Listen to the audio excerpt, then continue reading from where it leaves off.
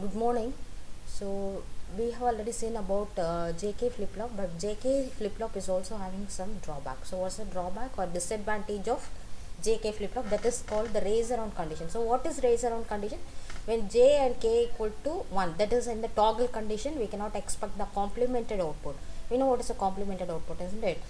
Complemented output means when Q of t plus 1, the next state is equal to present state bar, then we call it as a toggle condition. Okay, but we cannot expect the complemented output because the output changes continuously, so the value of this q of t plus 1 is uncertain. Okay, and this is because of mainly the following reason.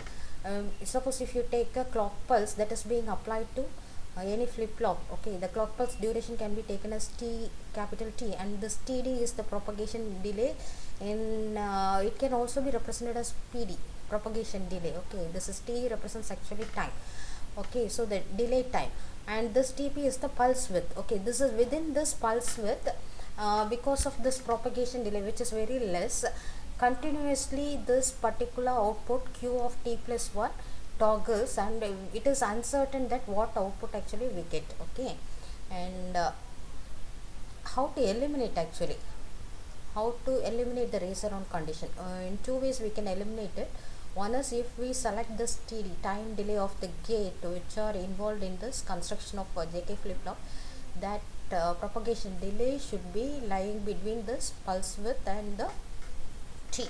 Okay, that means it is greater than this tp and but less than this t. That means if we have something like this, okay, if we have the propagation delay like this, right, if this would be the td, then definitely we will not get this raise around condition instead of very small td. Okay, and another way is by using the master slave flip flop. Okay, now we will see what is a master slave flip flop now. So in this we have two stages of SR flip flop. We can say that it is a SR flip flop, two stages, and this is called, the first stage is called the master. Okay, this first stage is called the master slave, master, and the second stage is called the slave.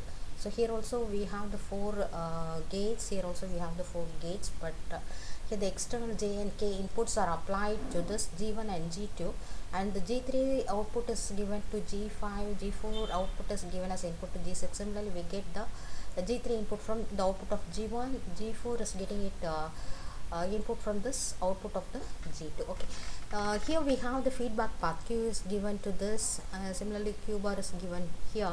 Here also this output is fed back here, this output is fed back here. Okay, and in addition to this, what modifications we have, this q bar output is being given as the input to this g1. Similarly this q output is being applied as the input to this g2, and we have this separate clock pulses applied for this master as well as slave. This clock is directly applied to this first stage, that is the master, and then this clock is inverted and then applied to the second stage. Okay, so this first stage, that is the master stage, will be enabled whenever you have a value 1 here, so it will be enabled.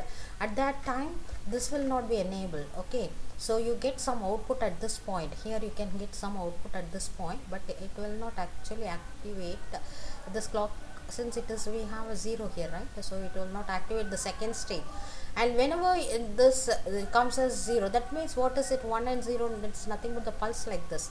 Okay, so if you have a 1 during that period, this is activated, and whenever you have this 0 position, right, the 0 is coming, then this slave will be activated. So when it is activated, you get this q and q bar available, and it won't continuously toggle or changes. Okay, so that you have a stable output. Okay, in that way we can avoid the raise around condition.